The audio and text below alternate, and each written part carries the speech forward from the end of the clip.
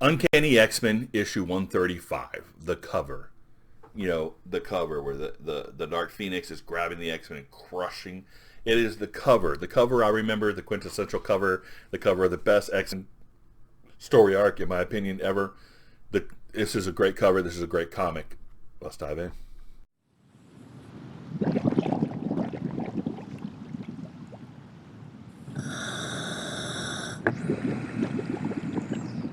Welcome back to Long Box Diving, where we explore comic story arcs pulled from the long box. Uncanny X-Men, issue 135.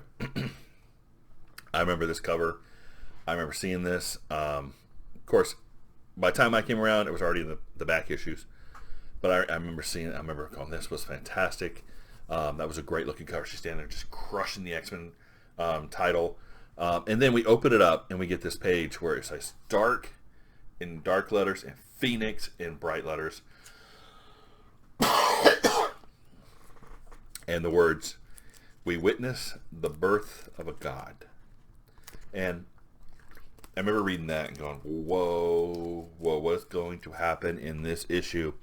And like everything happens in this issue. It is fantastic. It is crazy. Jean Grey, as we know, has been manipulated. She had the Phoenix. Xavier was able to block it in, but with the manipulation of Jason Weingard and the Hellfire Club, it basically shook the Phoenix loose, and now she is born, and it looks like it disintegrates the jet they're in, and they all kind of fall out.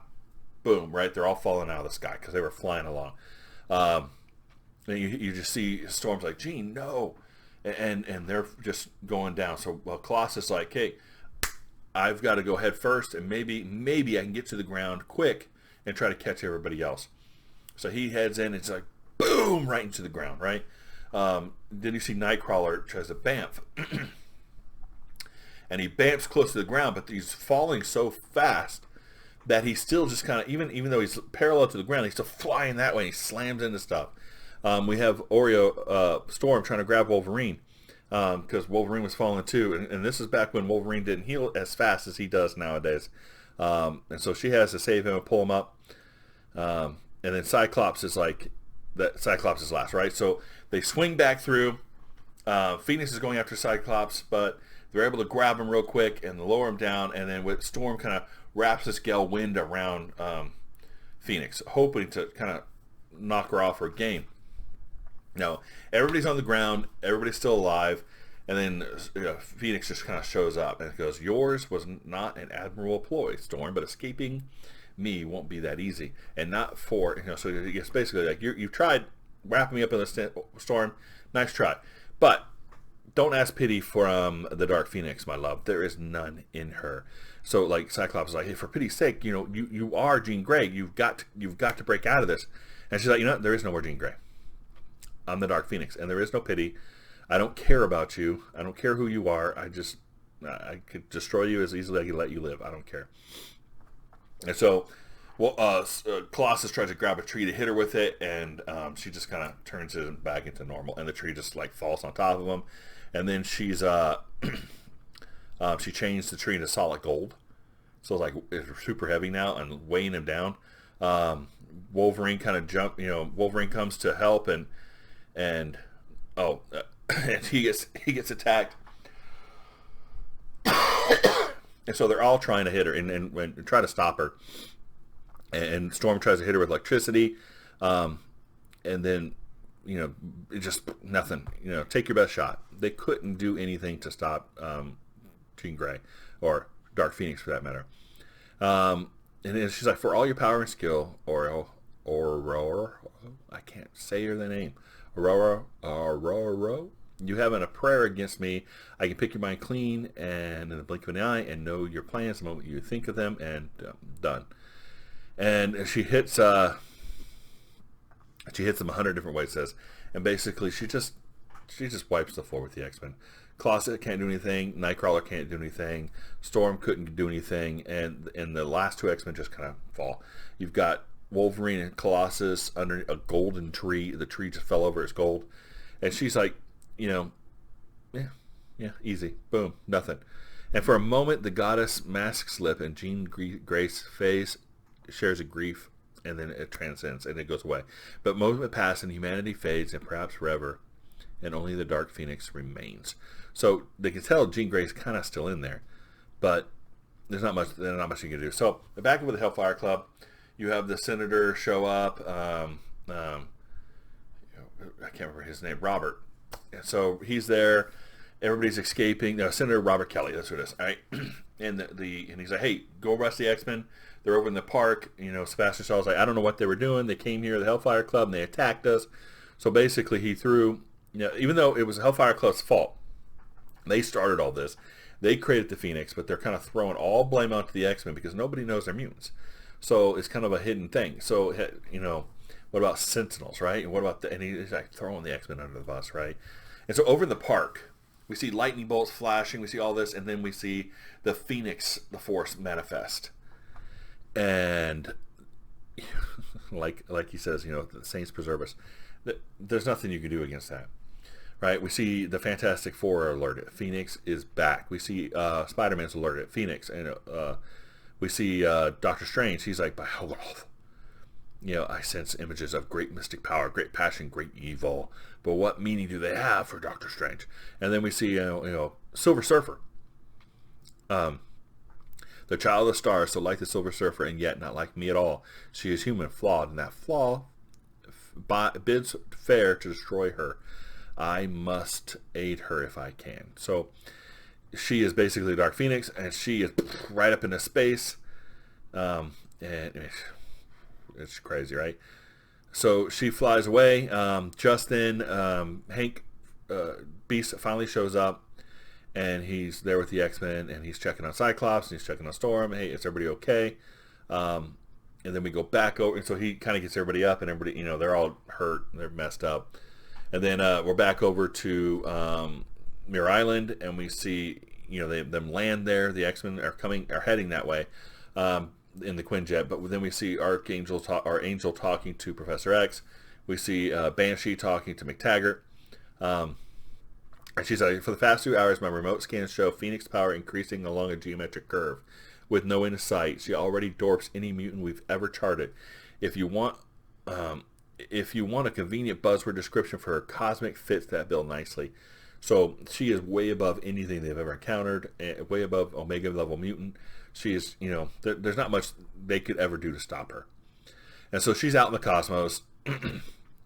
And she's heading toward, like the sun, and she passes Starcore 1, a United Nations Sunwatch station. She flies past Jupiter, using, a slingshot effect to boost her. And seconds later, she is well into the emptiness of stellar space. Right? And she gets over there, and the flight has caused her to drain energy. So she's hungry. And so what she does is she goes into this star without thought. Doesn't matter. She dives into the heart of a main sequence G-type star, much like her own sun. Its diameter is 1,000,000 miles. Surface temperature is 6,000 centigrade. Core temperature is over 2,000 times that. Is 14 million degrees. Normally this star would not explode for another 6 billion years, right? But she eats it alive. In a matter of minutes, it explodes. Goes supernova. And what that does is cause all the orbiting planets in the system, 11 planets. The fourth one happens to be inhabited by an ancient, peace-loving civilization. And on the planetary day side, they see the light first, the awful light of Armageddon, filling the sky from horizon to horizon. 10 minutes after leaving the murdered star, many see the sight, and she basically wipes out a whole planet. And then we get these panels where you see the solar wave of the supernova hit the planet, and you see the planet start melt, and it's just gone. And the center of the supernova, she created Dark Phoenix thrills of the absolute power that is hers, the ecstasy. Yet she knows that she is the only beginning, that what she feels is nothing compared to what she has experienced within the great Macron crystal, and she craves the ultimate sensation. And just then, Shi'ar ship flies by. Now, she has just killed billions of people. Now, Jean Grey is grieving inside. But the Phoenix doesn't care. Now she goes, you know what? I liked the feeling of this, but I remember it happening in my Crown Crystal. I'm going to go back for that. The Shi'ar Imperial cruisers there, and they see what she has just done.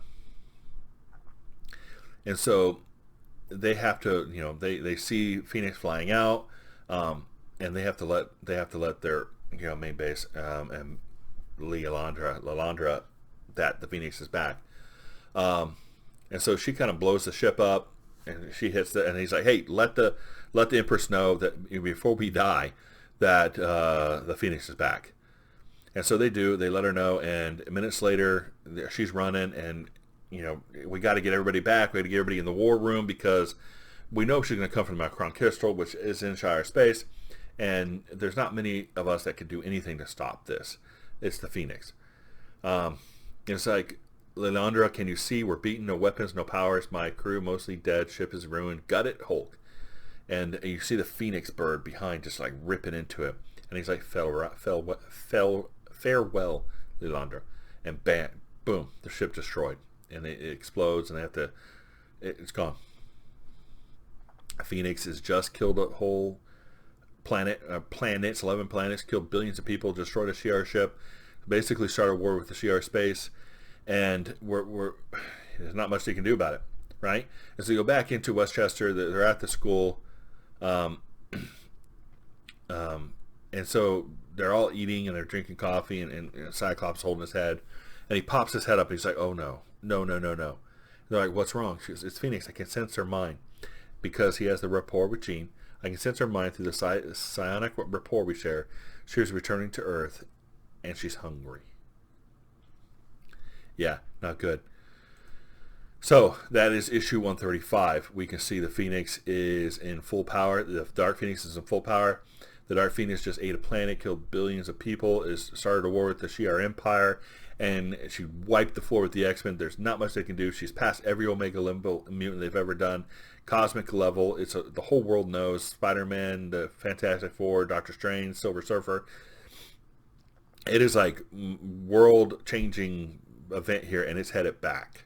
So, well, I guess hopefully we'll find out what happens in the next issue 136. So, if you enjoyed this review, please like and subscribe, and we'll see you next time here in the Long Box.